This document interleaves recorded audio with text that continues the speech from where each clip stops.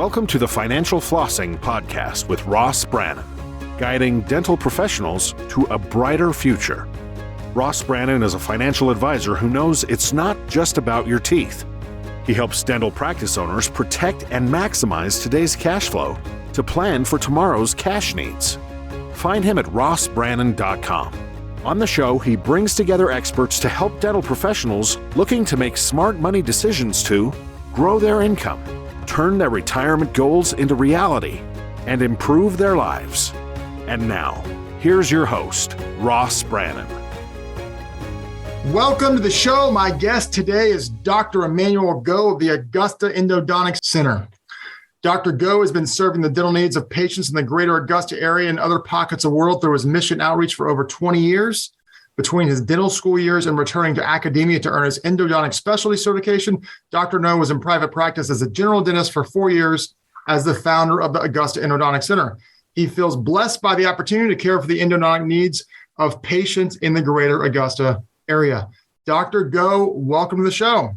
Oh, it's my pleasure. I'm glad you can have me. Good to see you, Ross. Well, it's you have a very unique story. So let's start at the beginning.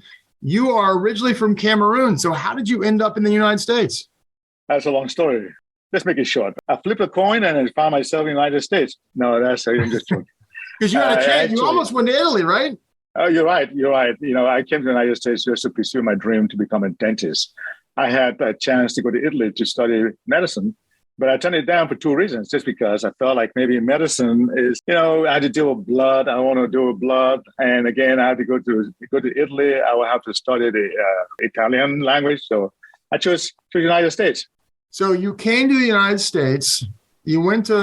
Ironically, you went to college right down the street from where I grew up, which is a small world by itself. And you go to dental school in Augusta, Georgia. You end up staying in Augusta. Kind of talk about that whole process of college as an immigrant and then going to dental school. Well, I can tell you this, Ross. That's really unique because it's a God thing. To find myself from Cameroon and being in college is a God thing. What I mean by that is that how it all lined up. When you have a will, there's always a way, and how God just put all things and work it all out where I can now do what I do. So when I was up in Atlanta, I went to a 2-year college, and then from there transferred to Kennesaw State. At the time, Newt Gingrich, he was the history professor. And from there, I told my chemistry professor that I really like to do dentistry. He looked at me like, you think you're going to do it? And he advised me to do dental hygiene and see if I really like it. So I came down to Augusta and went to dental hygiene school. And before I could finish, I was accepted in dental school. And then after dental school, I knew I was going to specialize in endo because endo to me was a very unique specialty. And so I went back and specialized. And here am I, here in Augusta, Georgia. Practice. Now, you practiced general for a few years and then specialized later. Is that right? Yes. I practiced for a few years. And during that time, I was just practicing because I was doing that just to get myself, take care of family back home in Cameroon. And while I'm just getting myself ready for endodontic residency. And that's how that happened. Now, you talk a lot about, your team and how good they are and how appreciative you are of them. Could you speak a little more to that? Oh, my secret sauce, Ross, is my team. My team, if I bring you on board as a team member, I tell you that I'm going to take on a journey that you will not otherwise go if you had not been on my team. I mean, I can pay them, but there's only so much I can pay them, and I cannot actually pay them enough. And now this team, we grow together, we do things together. It takes me a lot to hire the right people, but I'm so blessed I have them, and we do a lot of things together. And my team, we do have a very unique culture in our office, very unique culture. And one of our culture tenets is to make a difference in people's lives. That we will make a difference in our lives as co-workers. We will make a difference in the lives of the patients that we treat. We will make a difference with our referring dentists. We will make a difference in our community. We will make a difference around what. So they buy into it. And, I use that. I find ways to reward them. Ross, as a matter of fact, they're out now shopping. I send them shopping. Hold on, so your team is out shopping right now on your dime? Yes, yeah. On your dime?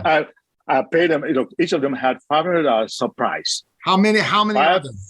There are 10 of them. So it's $5,000 you just gave your team and said, go spend it how you want.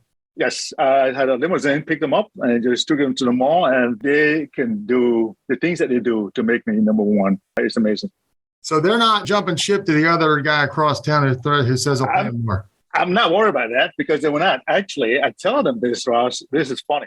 I tell them that if you're not happy here, I have a team culture. If you're not happy, I hope you find another job. So let's talk about this in your experience with other dentists. How many people who do what you do as a dentist or endo or ortho or whatever, how many of them do this or emphasize this or focus on this? To me, I'm going to guess it's kind of a lost art. Am I right? You're absolutely right about that, but they're missing the boat because they are missing the boat. If you take care of them, they'll take care of you. How can you expect them to take care of your patients well if you cannot take care of those around you? So they're really missing out. That's fantastic. So let's talk a little bit about the way you serve the community. What do you guys do to help the greater Augusta community? Oh, the Augusta has been good to me. And like I told you, our goal is how can we make a difference in our community? And over the years, I'm proud to tell you this. Ross, we as dental professionals, we have a very unique platform, a very unique platform that we can impact people's lives. Ross, I can tell you, if you come into my chair, I tell you, open your mouth, you will open your mouth. I can tell you, close your mouth. And we have this platform that we can use as to impact the community. And now, over the years, we asked ourselves, what can we do to help the community? So we had a food drive. We did a food drive where we can you do that with Golden Harvest food drive. People come, and it was huge. But I tell you something else that we did. We turned around and started doing a golf event because it revolves around my hobby, which is playing golf. So we have a charity golf event that we use now to support the indigent clinic. There's a clinic, Christ Community Health Clinic, and we support them. And we've raised and we also support this school called Heritage Academy because I believe in education. I believe in healthcare, that those two things would change our society. Government is not going to do it all, and we can do it. And I'm proud to tell you, over the years, we've raised more than $300,000. Just last year alone, we raised about 50-something plus $1,000 just to help our community. Now, you do a lot of work in the missions field with dentistry. And, I've heard stories of people going to Central and South America countries, but I think you probably take it up a notch. Talk a little about the dental missions work that you do. Dental missions is one of those things that really dear to my heart. And I usually take my team with me. And when they go out there and experience it, and really experience to see how blessed we are here in America, and to see how you now seeing folks who are standing in line to see you, and they having the first toothbrush they ever had in life. You have people online seeing you, begging you to extract their teeth because of just a fear that this teeth will become a liability. You see all that, it makes you just puts you in a different perspective, really see how blessed we are. And when they see that, when they live it out, they can come back home now and have that attitude of gratitude of where they are. And I've taken my team to different countries all around down in Central America, South America, Africa. And it's more a blessing to us than it is even to the folks that we go to. It's really a big deal for Americans to expose themselves to lack. I think part of the entitlement, entitlement's probably the best word and the only word I'll use. Just this unappreciative attitude, this spoiled brat attitude, this entitlement is due to the fact that you won the Lucky Sperm Club, and you were born in the best country in the world. And all you've ever done is experience just wealth. And by the way, this is not going to be popular, even if you're in poverty. It's like poverty here is like heaven compared to, I've been to countries. I've taken my kids to mission trips, and we went to Peru, and I took my daughter. Yeah. The time, I think she was like 11 years old, took my daughter. Yeah. And we went to the jungles of Peru. And I've got some clients who are Peruvian, and they come from the elite part of Peru. And they had never been to the places that I went. And we're talking like dirt floors. We're talking about, hey, this one town got paved for the first time 6 weeks before we got there. These people bathe in a river, and they're the nicest people in the world. They're the most humble people in the world. And we went in December. We came back. My daughter didn't ask for anything for Christmas because she realized how good she had it. Yes. The same story that you just shared, we went down to Nicaragua with my son. He's now about to get married. And we went to the dump. And when we went there, we sent him out and just like, okay, go out and visit. Just look at the things. He came back, he was crying. He came back to we'll do our debriefing. And we asked, I said, what was memorable? He was crying. He said, Dad, I just cannot believe how blessed I am that that's his bedroom is much larger than a house for four persons. He came back with an attitude of gratitude. And the same thing that my team, when they see all this, they come back and have this, compassion. They feel like, yes, we are so blessed. And we are.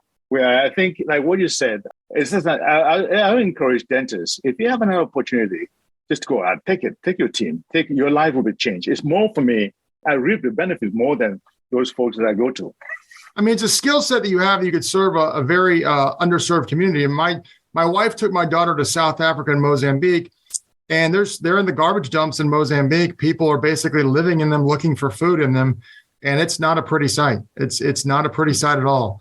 And so, we need some perspective here, and exactly. That's another topic. And obviously, you have perspective because you came from a different country. But it's definitely interesting to say the least. So what would you say, as a guy who's been practicing for over 20 years, who's incredibly successful, incredibly generous, what would you say the key to your success is? What advice would you give people who are like, man, that guy sounds like he's got it all together. I want to be like him when I grow up. Oh, by the way, I don't have it all together. It's a journey. And I have this mantra that my best is yet to come. Oh, it's beautiful. That every day that I get up is that, what can I do to be better tomorrow?